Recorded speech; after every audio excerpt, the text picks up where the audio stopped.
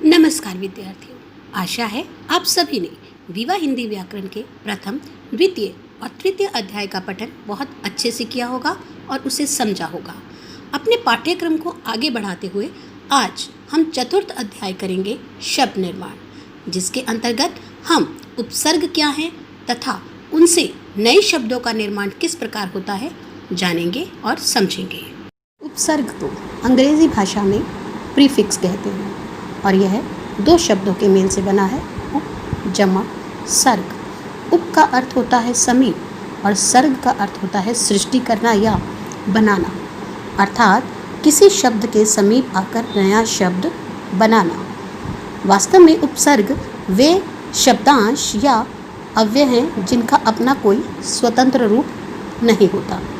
ये किसी शब्द के प्रारंभ में जुड़कर नया शब्द बनाते हैं या शब्द के अर्थ को उलट देते हैं या शब्द के अर्थ में नई विशेषता लाते हैं। इन बातों को हम इन उदाहरणों द्वारा स्पष्ट करते हैं। जैसे कु उपसर्ग जब संगति शब्द के आगे जुड़ता है तो नया शब्द बनता है कुसंगति। संगति शब्द का अर्थ होता है साथ, मगर कु उपसर्ग जुड़ने से कुसंगति शब्द का अर्थ बन गया बुरा साथ। इस प्रकार संगति शब्द के साथ जब कु उपसर्ग जुड़ा तो उसका पूरा अर्थ बदल गया और नया शब्द बन गया कुसंगति। इसी प्रकार जय मूल शब्द है जिसका अर्थ है विजय प्राप्त करना या जीतना। इसी प्रकार जब वी उपसर्ग जब जय शब्द के साथ जुड़ा तो बन गया विजय, जिसका अर्थ भी जीतना ही है, परंतु इसमें एक नई विशेषता जुड़ गई, हालांकि अर्थ सही रहा, सेम रहा। इसी प्रकार निडर, निडर शब्द में नी उपसर्ग डर के साथ जुड़ा है, जबकि डर का अर्थ होता है डरना और निडर का अर्थ इसके विपरीत क्या है, बिना डरे। और लाजवाब, ला जवाब का अर्थ होता है उत्तर देना, लाजवाब बन गया जब ला उपसर्ग जुड़ने से नया शब्द, तो इसका अर्थ बन गया जिसका कोई जवाब ही ना हो। अब इसी तरह से हम एक ही मूल शब्द के साथ अलग अलग उपसर्गों को जोड़कर उनके उदाहरण स्पष्ट करते हैं। जैसे हार सभी में एक मूल शब्द जुड़ा है, हार शब्द के साथ जब उप शब्द जुड़ा तो इसका अर्थ बना उपहार। हालांकि हार का अर्थ क्या होता है, हारना, मगर उपहार का अर्थ क्या है, भेंट। इसी प्रकार हार शब्द के साथ जब आ जुड़ा तो इसका अर्थ बन गया आहार, जबकि आहार का अर्थ होता है भोजन और हार का अर्थ पहले ही बता चुके हैं, हारना। प्र जमा हार, प्र उपसर्ग जब हार के साथ जुड़ा तो बन गया प्रहार, प्रहार का अर्थ होता है आक्रमण। हार हारना, जबकि प्रहार उलट अर्थ बिल्कुल उसका आक्रमण करना। इस प्रकार आप समझ सकते हैं कि उपसर्ग जब किसी मूल शब्द के साथ जुड़ते हैं तो उनमें नया शब्द बनता है उनसे मिल जुड़ने से, और वह उनमें नए शब्द में विशेषता उत्पन्न करते हैं या नया अर्थ प्रकट करते हैं। इस प्रकार हम कह सकते हैं कि जो शब्दांश या अव्यय किसी शब्द से पहले जुड़कर उसके अर्थ में परिवर्तन लाते हैं उपसर्ग कहलाते हैं। हिंदी में प्रयोग होने वाले उपसर्ग हैं संस्कृत के उपसर्ग, हिंदी के उपसर्ग, अरबी या फारसी भाषा के उपसर्ग या उपसर्ग की तरह ही प्रयुक्त होने वाले अव्यय। प्यारे बच्चों, आइए कुछ दिए हुए उपसर्गों के साथ नए शब्द जो बनाने का प्रयास करें। आ उपसर्ग के साथ जब हमने जीवन, गमन और चरण मूल शब्द जोड़े तो हमें जो नए शब्द प्राप्त हुए वे हैं आजीवन, आगमन और आचरण।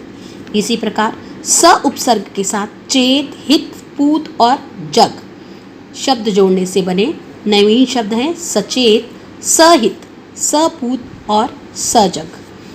कु उपसर्ग के साथ विचार, पात्र और ढंग जोड़ने से जो नए शब्द मिले वे हैं कुविचार, कुपात्र और कुढंग। इसी प्रकार दुर उपसर्ग जब बल, उपयोग और भाग्य के साथ जोड़ा गया तो हमें नवीन शब्द प्राप्त हुए जो वे हैं दुर्बल, दुरुपयोग और दुर्भाग्य।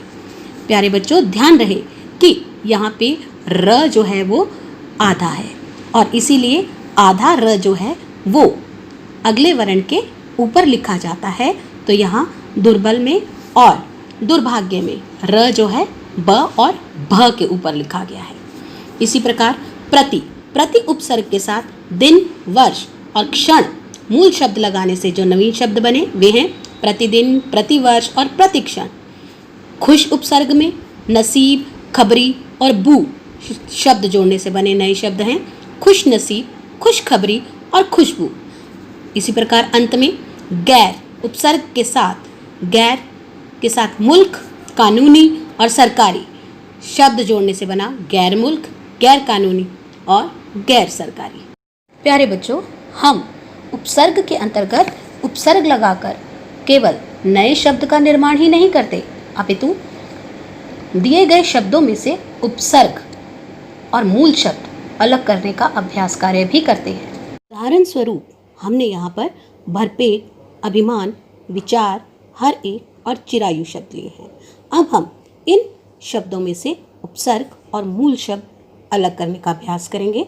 भरपेट शब्द के अंतर्गत भर उपसर्ग और पेट मूल शब्द है। अभिमान शब्द के अंतर्गत अभि उपसर्ग और मान मूल शब्द है। विचार के अंतर्गत वी उपसर्ग और चार मूल शब्द है। इसी प्रकार हर एक के अंतर्गत हर उपसर्ग और एक मूल शब्द। चिरायु में चिर उपसर्ग और आयु मूल शब्द है।